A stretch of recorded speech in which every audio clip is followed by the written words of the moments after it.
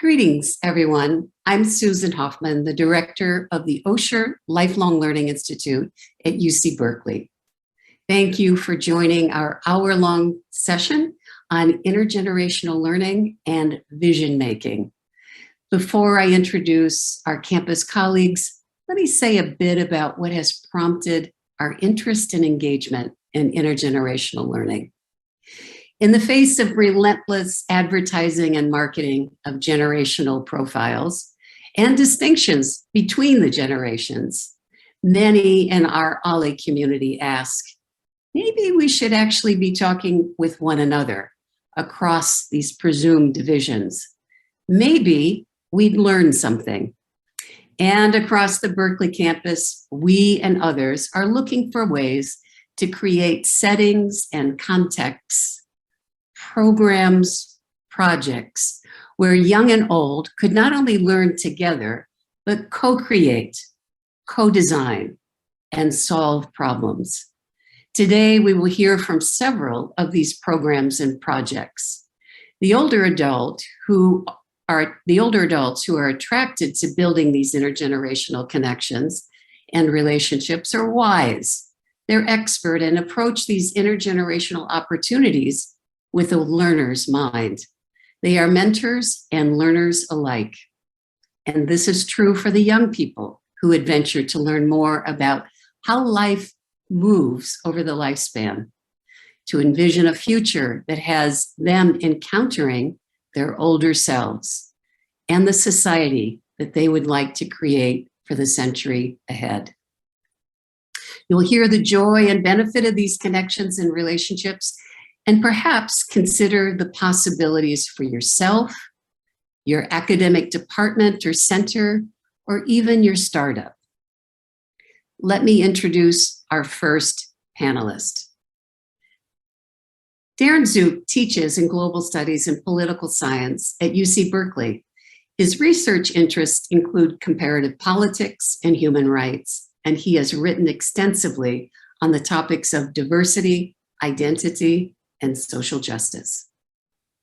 All right, hi, I'm Darren Zook, and I'd like to talk about a program that I started about 4 years ago at UC Berkeley called Words Over Time.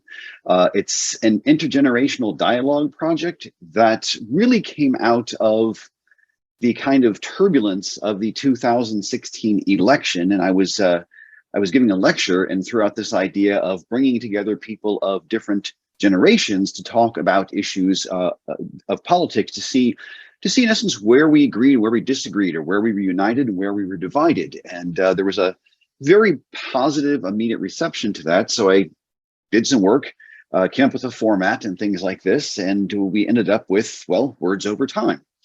And the way we've done it is every semester we choose a different theme. And the way the program works, I'll talk about some of the themes in just a moment, but the way the program works is we bring together UC Berkeley's undergraduate students with the members of UC Berkeley's OLLI program, our lifelong learning program, the Osher Lifelong Learning Institute. And we prepare during the semester for a conversation between people from these two different age groups. Some of the themes we've picked, for instance, have been things like student debt, student loan debt, and paying for higher education. We've talked about climate change. We've addressed specific elections in times like 2020. We've talked about so many facets of basically American politics that every semester we just have new themes coming through. So what we do is after we've chosen a theme and after I've met with OLLI members and worked with the OLLI program and also talked to my undergrads, is we come up with a survey, and that survey is sent to everybody who's going to participate in what becomes the one-off event, the intergenerational dialogue that happens once during the semester. And then we filter those questions. We get the responses from both groups, the undergraduate students and also the OLLI students. And then we filter them to see where we have similarities and where we have differences. And aside from the fact that, admitting that Berkeley is something of a biased crowd, we're probably going to get more agreement on terms of kind of leaning to the political left. There have been some remarkable differences that have emerged in the course of looking at these answers, which has given us really valuable things to talk about when we bring people of different generations together. Now, aside from simply just figuring out that sometimes we're not as divided as we thought, one good thing I can say about this is if you know the phrase, okay, boomer, the undergraduate students who have participated don't understand that phrase anymore. It's like they wouldn't think to use it because they realize that what seemed like this distant generation of people that were almost like a different civilization are really not all that far removed from their experience. And it's been very enlightening for them to hear that when people in the OLLI program, for instance, were their age, they were facing some of the same struggles, that there was this sense of almost saying, you might be a different age than I am, but what you experienced when you were my age, you had to deal with the same things I had to deal with. Obviously not exactly the same, but it's been kind of an experiential learning that has managed to take people of two different age groups and on the one hand, make it feel almost like peer-to-peer education, which has been really exciting.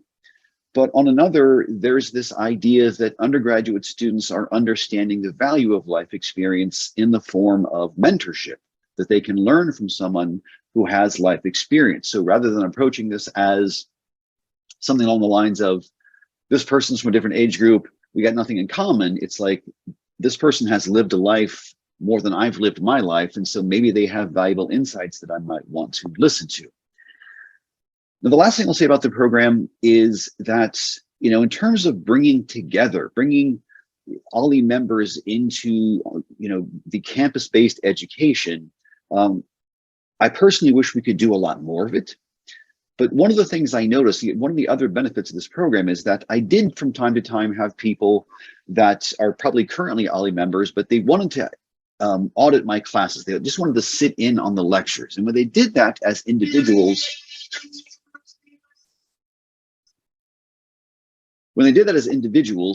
they felt very isolated because the undergraduate students weren't sure why they were there. There were no conversations. It was like, okay, who's this person sitting there?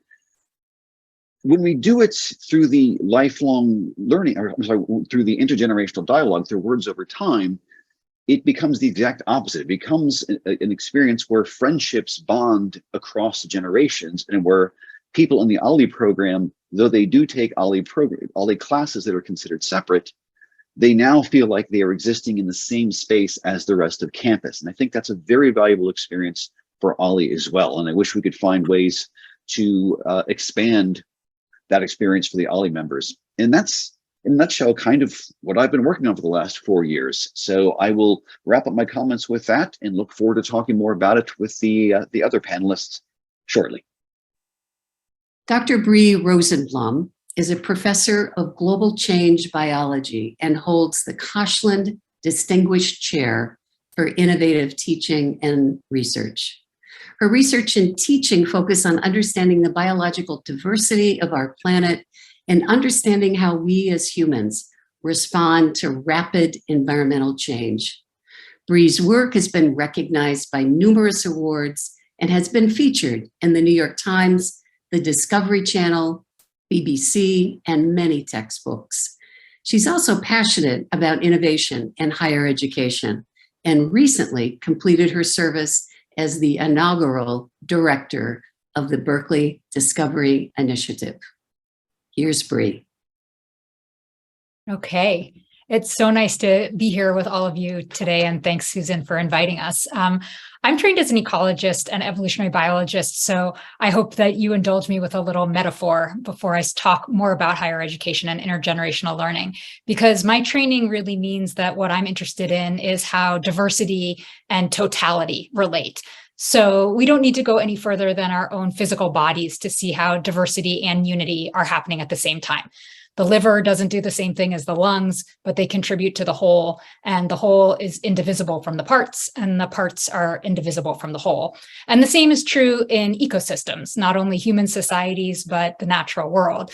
The worm below the ground, the oak tree in the soil, and the hawk soaring above are distinct from each other, but they're interconnected. They're historically related because they're all part of the tree of life on our planet, but they're also related right in this moment because of their functions in a single integrated ecosystem. And so one of the things we learned from biology is that complex systems require diversity. It's not optional. It's not like you can take the worm without the hawk or the liver without the spleen. And so when we think about understanding complex systems, we have to be thinking about both diversity and integration. And so what does this have to do with higher education and with intergenerational learning? Well, to me, it feels like we are living in a society that's pretty much obsessed with the parts and doesn't always attend to the whole. And I think that this relationship between diversity and interdependence is what we really need to be striving towards as universities and setting a model for the broader society. And so if we attend to the whole, and I'll talk a little bit more about what I mean by this and how we do it in intergenerational learning, but if we do think holistically, it doesn't mean that we're all conforming to a single set of norms. It doesn't mean that we're eradicating dissent or differences. And it doesn't mean that things are going to be easy or harmonious. It just means that we're thinking and acting holistically. So I've been thinking a lot as a biologist, but also as an educator about how these kind of two interests of mine come together and what we need to be doing at modern universities. And so if we look at most modern universities, we see that we're very much divided into many parts. So just looking at Berkeley and our support network for undergraduate education, we have our student learning center, our mental health services, and our disability services all housed in completely different divisions. And the unit Susan leads and Ollie that attends to lifelong learning is yet another unit.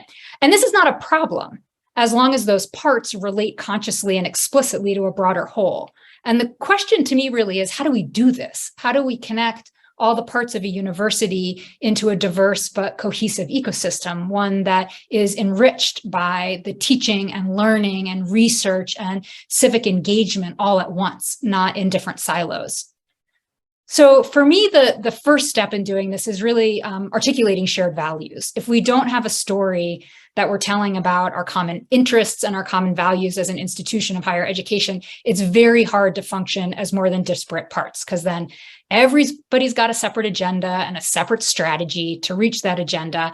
And if we don't have incentive structures that bring us into holistic thinking, then the default is just to retreat back into our silos.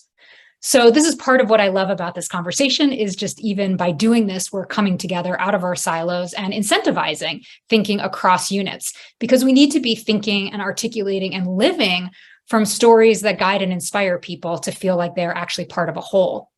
So one of the reasons why I'm most excited about our conversation today is that to me, intergenerational learning is a model for how to bring more holistic thinking to university environments in general. It's not just about getting community members engaged in the university. It's about creating a framework for real integration of diversity.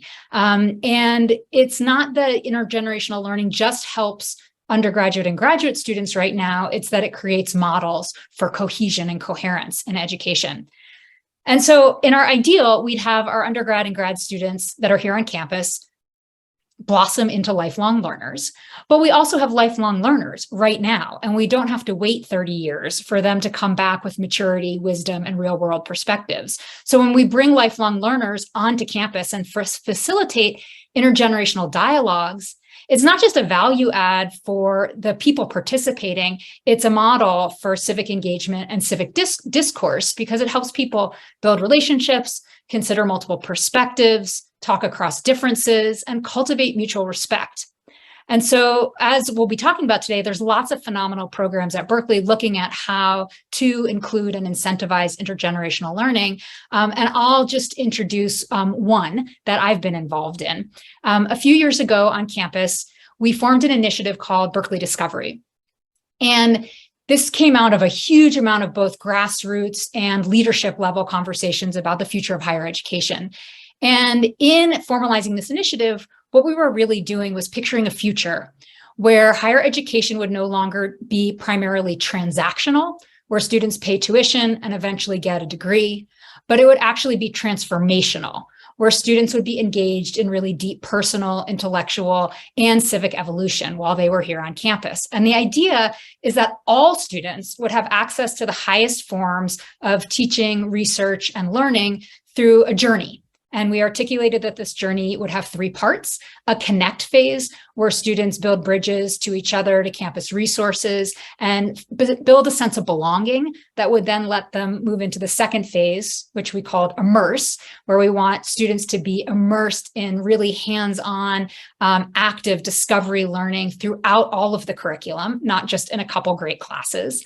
And then third, that all students would have a culminating experience that would let them really take what they've learned and move it into personalized, kind of real world actualizing experiences.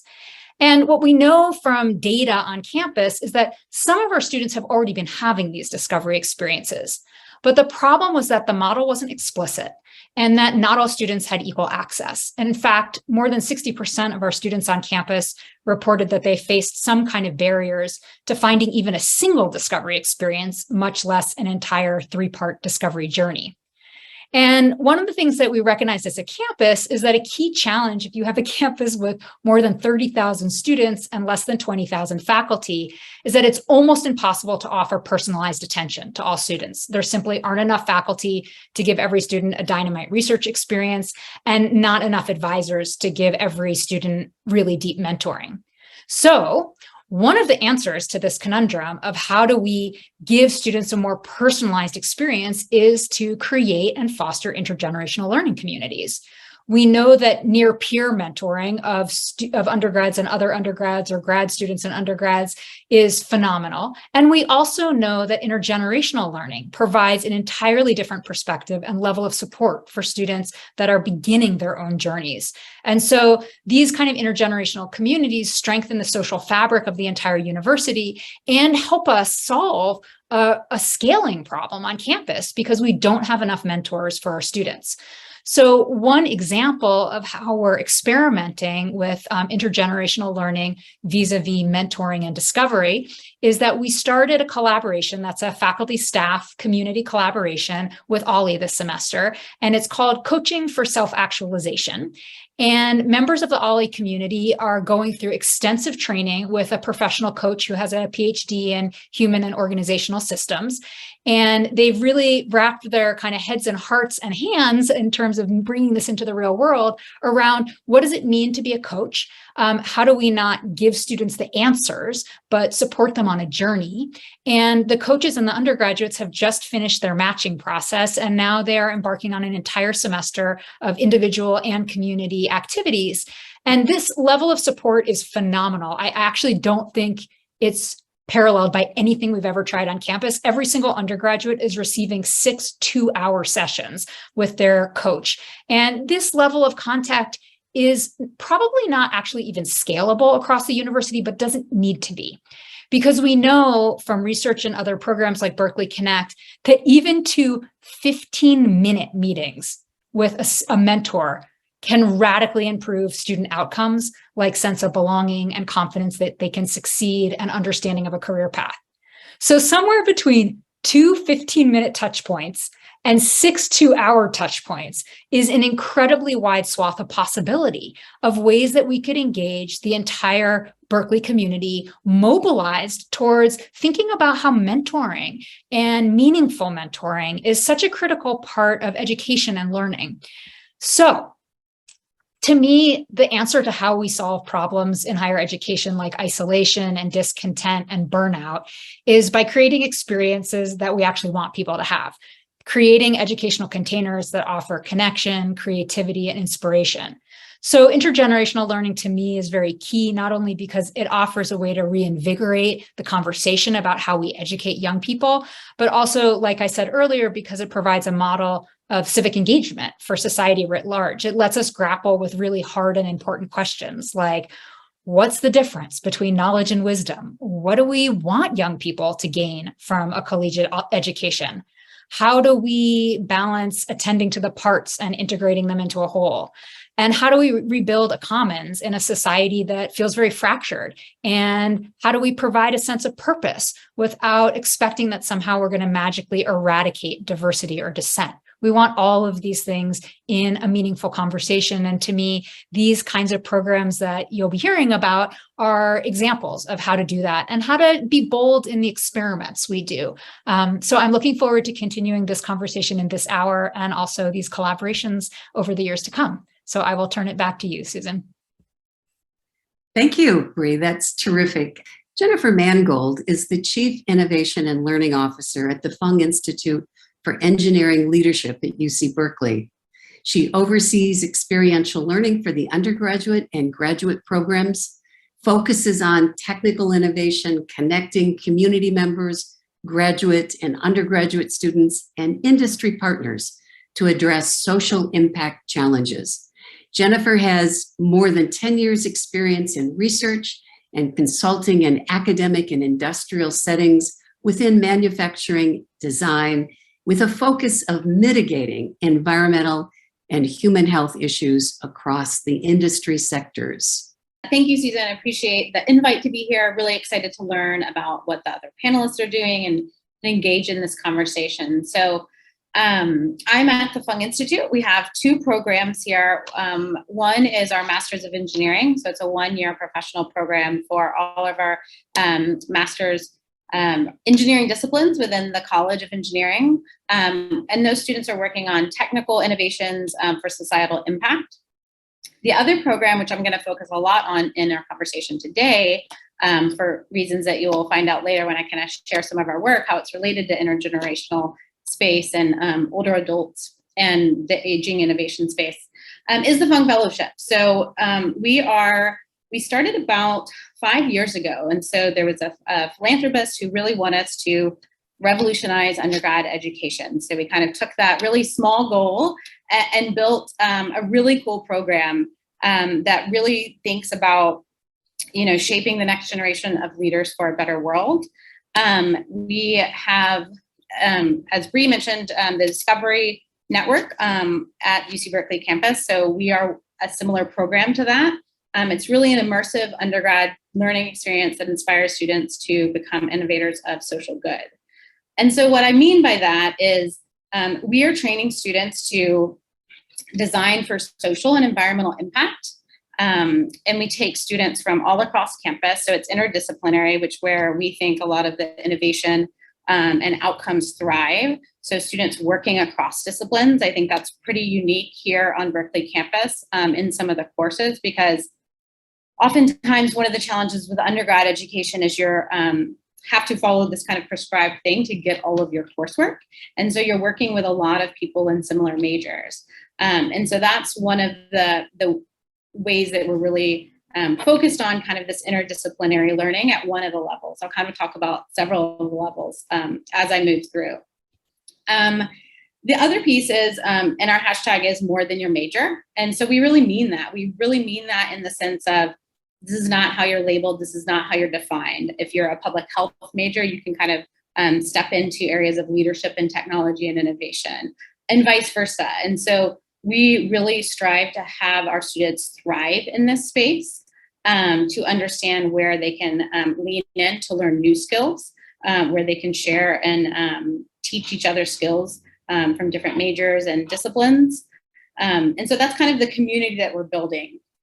And one of the ways that we do this is really through design. So human-centered design is really the thread that is cohesive throughout our program. So training students to design for social impact. And we've touched on lots of different populations. One of the reasons that I'm here today is because we focused a lot on older adults. I was thinking back today, coming into this, I think it's one of our first cohorts. And we started back in 2016, focused on intergenerational learning and designing for older adults in the innovation space. The other thing I want to mention, though, is, we also focus on co-design in this space. So it's not just about designing for a population, designing in a silo and dropping that solution into a community. It really is about designing with those that you are designing for. And through an equal lens, not just to say that, but actually they are at the table. Some of the examples that I'll show later today will actually show that. The other thing too around the fellowship is really defining diversity broadly. So it includes identity and gender and race and ethnicity and the metrics that a lot of us think about when we think about diversity, but it also includes life experience, skills, perspectives, cognitive diversity. And so we know from the literature and research, and we also practice this within our program, is that diverse teams develop better solutions and they create more innovation and more impact. And this is something that you can't have that without having diversity and multiple perspectives and different voices at the table. And I think especially as we're talking about complex challenges that we're solving. So when we're working in the health space or the environmental and sustainability space, these are very complex challenges. One discipline is not going to solve it. It's not like we just need engineers or just need biologists. We need all of those lenses and all of those skill sets at the table. The other aspect of this design is we really want the students to work on real world experiences. We want them to get experiential learning and actually the impact of their work while they're here on campus. So we want them embedded in communities, working alongside them, and then being able to see their innovations and their products go out into the world and thrive. And so what we found that the students find that very impactful because it's not just a typical project where they're just working from a textbook or a homework, but it's actually something that they can have meaning behind and are very interested in working on, and that they're going to see it actually be implemented, or there's a chance for it to be out into the world. The other thing is, as I alluded to earlier, we focused on different populations. So older adults is one of the populations that we focused on. We wanted to really focus on, a lot of society's marginalized populations. So we've also focused on kids and older adults since the beginning. And we've done that in a couple of different ways. And we've had a lot of learnings, I think, us as a program and educators, and also really fun to see the students learn in this space. One of the things that we've done is, so within our program, every year we have a design challenge. And different teams, about 3 to 5 students, work on design challenges that are focused on various aspects related to health in our Health Plus Tech cohort, and various aspects related to conservation in our Conservation and Tech cohort. And so most of our intergenerational work and working with older adults has been in the health cohort so far. That was kind of our original track that we created. And the students have worked on a variety of projects, everything from supporting caregivers and kind of reducing caregiver burnout, both at the professional level and at the familial level. We've also had students work on technology and wearable devices to mitigate falls for older adults, providing feedback about gait as they're walking, and sensory input and information. One of the things too I've talked a lot about Health Plus Tech, and so tech is at the core of the innovation that they're being able to design, but it's really intentional technology. So it's not tech for tech's sake, or that it's cool, or that's going to be the end all be all solution, but it's really thinking about how tech could be leveraged to make an impact within these populations and these challenges. And one reason I mentioned that is because we had a really great group of students. One of the projects they worked on was intergenerational connection. And so it was So You Think You Know Your Grandma, which was a card game. And so there was no technology. It's just a physical card game. And what was so cool about this is then they took this off into win first place at the Stanford Center on Longevity Design Challenge, which is a global competition that encourages students to design products and services to improve well-being. And within the challenge, they had to work with an intergenerational member. So they had an older adult on their team as they're working on this. And the prompt was really to create a project that would bridge the gap between multiple generations and improve well-being across lifespans. And the coolest thing about this was that it was supposed to be a technical solution. right? And this was a challenge that was global. So it was international, lots of teams here in the US and across the globe focused on this. And it wasn't just students. It was a broad open challenge that Stanford puts on every year. And our students won with an intergenerational card game without technology. And so I think one of the things that we realized in something like that is that really it was the students working alongside older adults, right? Actually, they're part of the team. It's not they're consulting and then going back to the design process and then consulting and going back. It's really being integrated and, learning from each other in different ways. As we have focused on technology in our program, there's a lot of misnomers about various technology capabilities of older adults, right? So it's really fun for our students to kind of explore those types of things and challenge their own thinking and have older adults bring what they want to that space as well.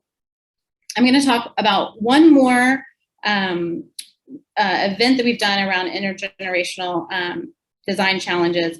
And then I kind of want to go into the lessons learned, what we've kind of learned and some of the takeaways and what we've really kind of integrated back into our program and what our students found most beneficial kind of working in this space. We were lucky enough, so several years ago, still working on it, but the pandemic kind of postponed a little bit of it. We received a National Science Foundation grant for informal learning and investigating measurement of STEM engagement and advocacy in older adults. As many of you may know or not know, is a lot of informal STEM education and learning. So think science museums, like the Exploratorium here in the Bay Area, or a lot of STEM workshops really focus on K through 12 or families. There's not as many of these types of informal situations that focus on lifelong learners and older adults.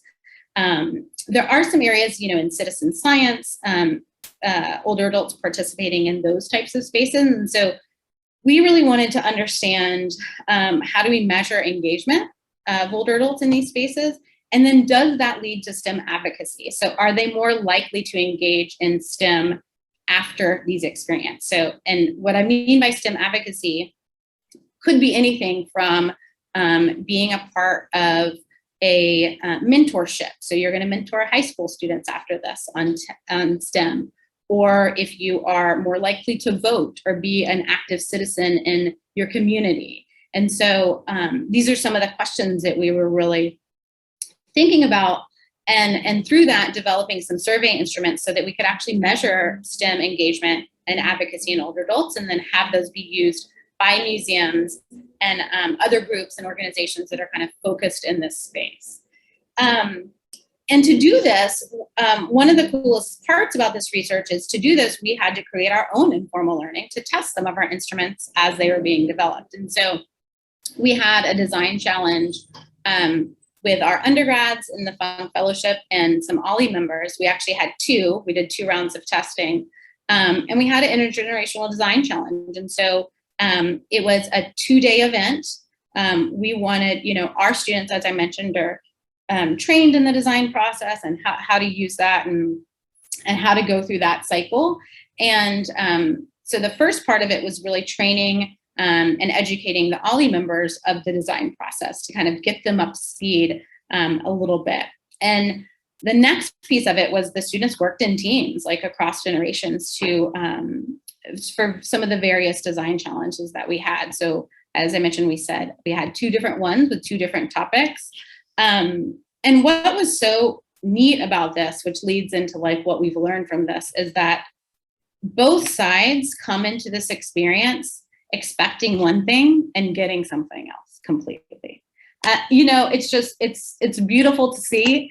Our students are thinking that, one of the things too that we've learned about, our students are thinking a lot of times undergrads are deferring to the authority figure of this is the right answer. You're going to tell me what to do, right? And so that was something that we didn't think about, having to break down those barriers because they're thinking, oh, this is someone who's older, they're going to lead, so it's that kind of deferral. And what we really want is that even playing field, right? Where everyone's kind of participating at that level.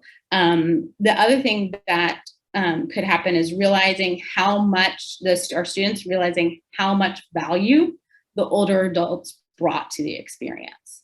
I mean, just tremendous amount of what they learned from their life experience that they shared, how to brainstorm or wrap up the solution or project manage the timeline as they were working on it.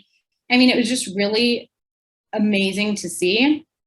And I think one of the key pieces of this was also the older adults leaning into some of those uncomfortable spaces and having to realize, having that dynamic between the undergrads and themselves as well. And helping each other learn the design process, because they learned it in two different ways, and kind of working together to figure out what to do next. So it's just amazingly enjoyable to see this. And, this is we've partnered in many other things with OLLI, and just because it's so enriching for our students, as well as the older adults. And so finding out more ways of how to do this in unique and interesting ways. Bree talked about mentorship, which we've done as well. These design challenges where you're designing for a population and wanting that population represented on your design teams. And I think, a lot of when you're teaching in this space and what we talk a lot about is this intangibles. Our students come in and they want skills. They're like, I want tech skills. I want to learn this design program, right? They're thinking about resume building. They're thinking about what's going to go on to get them the next job as they leave Berkeley. But what they're getting through these types of experience is so much more that just takes them, and really lifts them into a career and career trajectory that they wouldn't have expected. And the reason I'm saying that is because we hear from our alumni about what was so impactful about the program.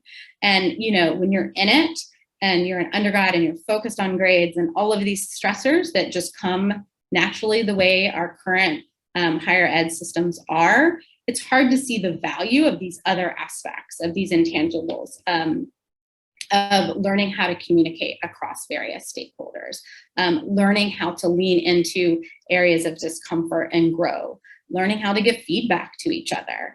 And I think that, learning across the generations provides so much of that valuable experience and real world experience in really meaningful ways that are so long lasting for our students. And they're able to come back and see that and see, thank you for that. I didn't know I needed it at the time, but this is so valuable because they're able to go out and bring this into the world. And, our program also is not necessarily about training design. Like I said, we have interdisciplinary. So we're not training tech designers or engineers or innovators, right? We really are training students to become leaders in these spaces. So it's not that they're going to work maybe in designing for older adults out in the world or in their careers, but they're bringing what they learned and giving back to society in a meaningful way. And so, I'm really excited to kind of be here and have this conversation and see what else we could do in this space. So I will pass it back to you, Susan. Jennifer, thank you very much. What I'd like to do is, Darren and Bree, I am certain that there are a number of thoughts that are running through your head about your own examples that you've given around intergenerational learning.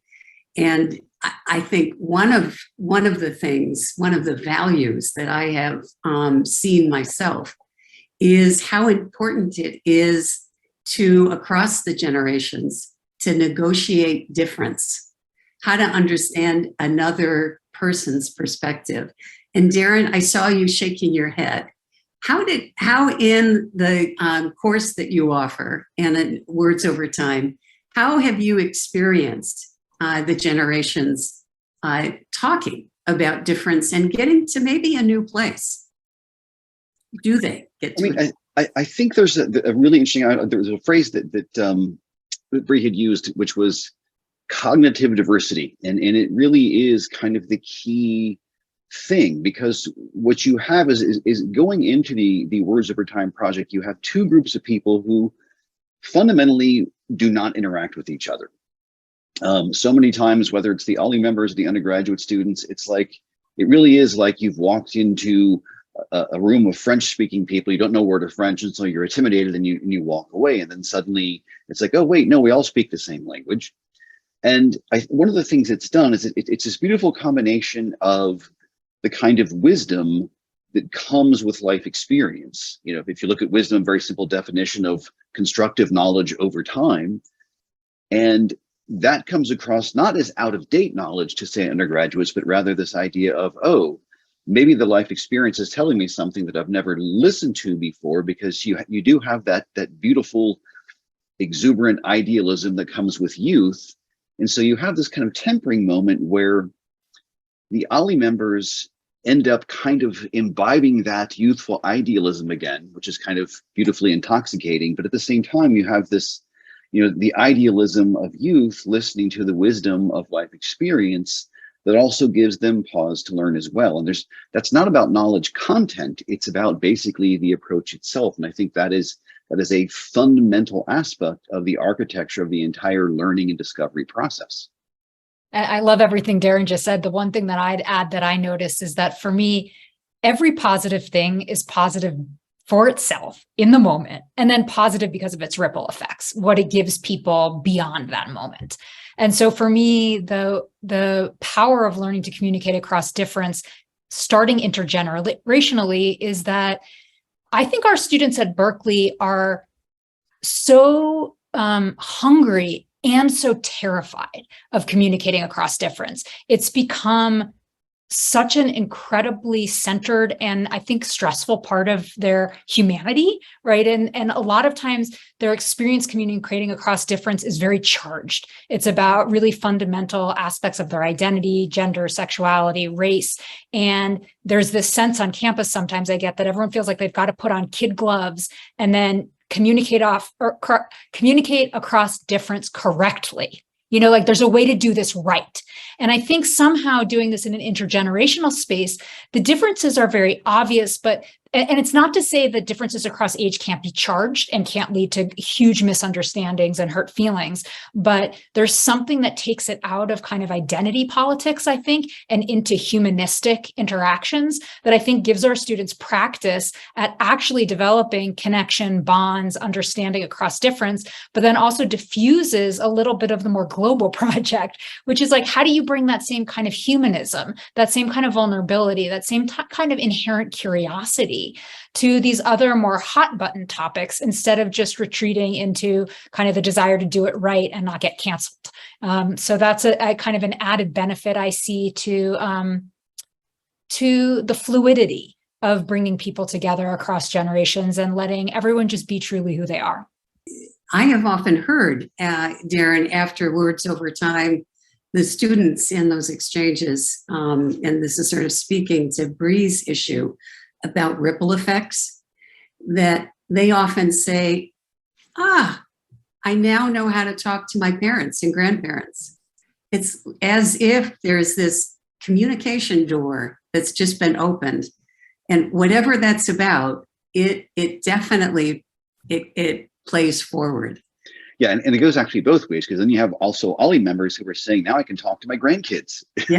It's like not just the usual awkward conversation of how are things, fine, and that's it. It's an actual meaningful conversation.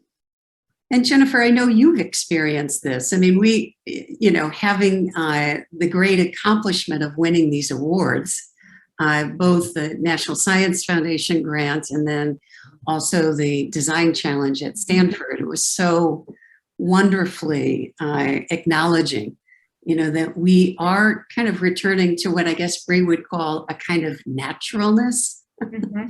That is building relationships and dealing with ourselves as human beings that are sharing this same space and learning from each other. It's so profound.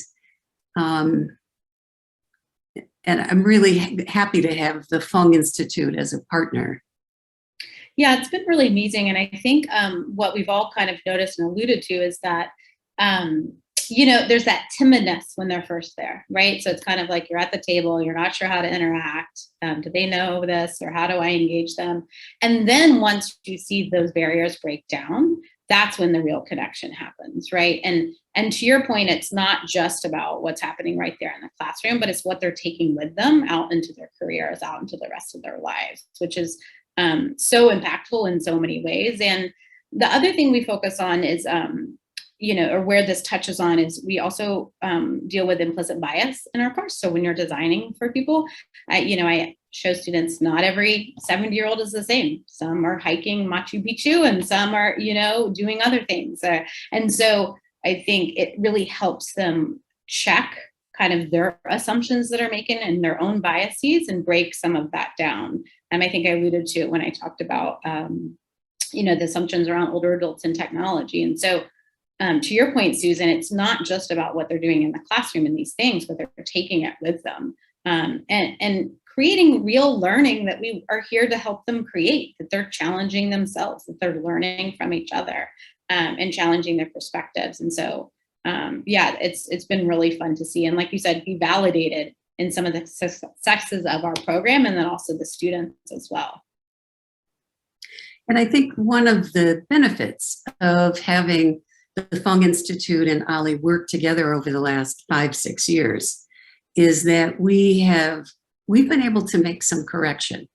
We've been able to say, we want a more level playing field between the undergraduates and the OLLI members. And that's why we decided, okay, we've got to take the OLLI members aside and give them some nuts and bolts about design thinking, so that they come in just as charged and knowledge, or not just as, but able to understand what the tools are of design thinking. And so I think it is true. And I think the other thing is absolutely true of what you said.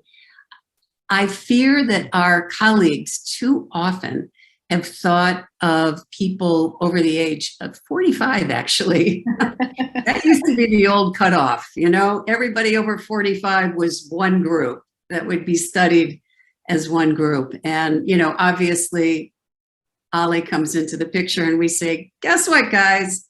There is more diversity over 45 than there is under. And let's tell you how diverse that is. And part of it is because of people's experience, but it is because there's a lot that happens in later life that just hasn't had much attention.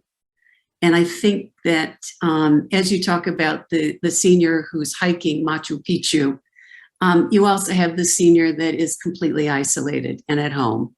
And so how we navigate that space together and get the richness of learners on all sides and all various sides is really important.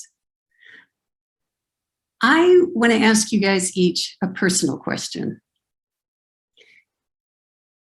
It's been studied that having an older adult in your life that's not a relative has incredible impact. Do you have someone that when I ask you the question, who comes to mind first? Who do you think about? And can you tell us about that person? Okay, I'll jump in. So how do you take a complex story and make it simple? I actually met someone when I was in South Korea. I was doing some research in South Korea. He was a microbiologist from UC San Diego. And, I was just there doing my usual political stuff. And I had a side trip to make to Mongolia. And he came, he walked over to me and I'd met him. We'd talked a few times and he said, "Could I go on that trip with you?" And at the time, let's see, I was 42. And he confessed that he loves the idea of travel, but he is scared to death to travel. And he was a germaphobe. He was a microbiologist who was a germaphobe, which I just loved anyway. But he was almost 80. I think he was 78 at the time. And so technically we were from different generations. And his life story is someone who had gone from basically being the son of a sharecropper in the deep South to being a PhD and a microbiologist at UC San Diego, he talked about it as if it was just, here's who I am. But as I got to know him and he got to know me, not only did we kind of have this mutual learning space, and I greatly respected, his insights on so many things, but it became very clear to me that neither the age difference disappeared, which was really, I think, the most important part. Because there was one point he said to me, and he said, in my age group, we almost never make new friends. And it was like, what a great insight. It's like, you lose old friends, but you don't make new friends. And he and I have become fast friends. I dedicated one of my books to him, in fact. And so it was, I consider him both a friend and a mentor at the same time. Well, Susan, I have a lot of, most of my friends, I think, are, 10 to 30 years older than me, but I'm going to break the rules of the question a little bit, because I think that sometimes family, when you re-find them as an adult, you're choosing them as friends rather than kind of locked in as family. And so my grandmother was an important person in my life. And then as an adult, I kind of rediscovered her at a friendship level and chose to take a semester off from college and go live with her. And then later, when I had my own children, she chose to come live with me. And so we had a 4-generation household for many, many years with my kids, me, my mother, and my aging grandmother. And she just passed away at 106. And even though that breaks your rule because it's family, the profundity of watching my children grow up in a multi-generational household that's so atypical in our modern American culture, but so typical through most of human history and around the world, really showed me something deep about what it looks like to create community roots, whether they're at the family level or at friendship levels or just kind of at a, civic responsibility level of what it looks like to commit to taking care of each other across generations was, I would say, one of the more impactful things in the last 15 years of my life. Thank you for sharing that. What an incredible story. 106. That's a testimony for sure. And Jennifer, does anyone come to mind for you? Yeah, I think I feel similar. I feel similar to Bree. I have lots of older adults that are in my life. They're mentors and friends. And I think it's interesting because, as I actually was thinking about leading into my conversation, I was going to talk about my grandmother who lived to 103. And I'm from Nashville, Tennessee originally, and came out to Berkeley for grad school and have not left. And I think about, my mom was the only daughter and I was the only granddaughter. And so it was kind of the three of us. And and very similar, we lived in an intergenerational household. And I think, my family has lived in that up until maybe last year. And so just that type of engagement and interaction and valuing of older adults and the younger members of the family on more of an equal playing field, I think has been so enriching, and it probably shapes a lot of how I interact in the world and how I have so many mentors and friends that are way above my age, but I learned so much, and I think kind of what to Darren's point is you don't feel the age difference. I mean, that maybe sound cliche to say, but you really don't. To your point, I think we all have these kind of barriers, but then moving past that. And one of the things, one of the people that I'm thinking about has also really helped me see that it goes both ways. Because I think often, a lot of times when I've had friends or mentors that are older, I'm thinking, I'm taking a lot from them. They're sharing this life experience. They're sharing all of these things. But it's really nice when they've also flipped that perspective to me to be like, how much they're getting out of it and how much they're learning and growing in that space. And I think as someone who's younger, I don't think I would have realized that if they didn't kind of share that experience on the flip side as well. Thank you, each one of you. I'm so happy that you are my colleague.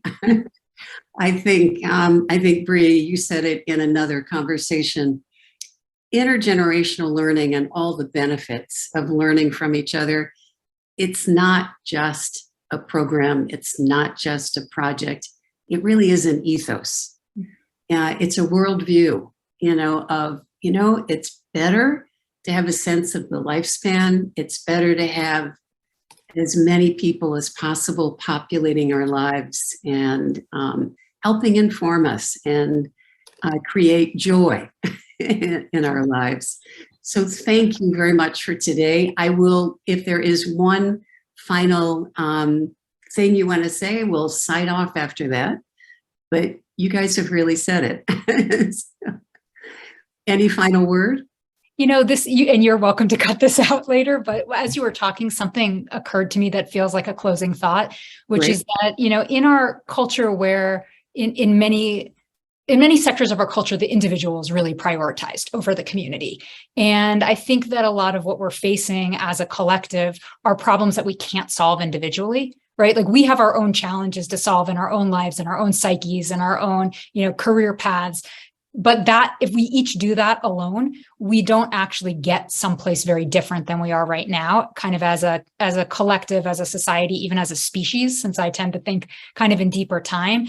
And that to me, these models that bring people together in collectives are what we need in order to think about some of the collective problems that we're facing, because you can't solve collective problems at an individual level, just like you can't always solve individual problems at a collective level, but it's easier in that direction. Like collective input helps you as an individual in a way that is like a win-win. So I don't know if that came out coherently, but basically my closing thought would be that these kinds of intergenerational learning spaces that prioritize communication and community and creative solutions to sticky problems, I think are what will end up saving our species, not only, giving us a little more joy in our individual lives. Great. And Darren, did you want to say a thing?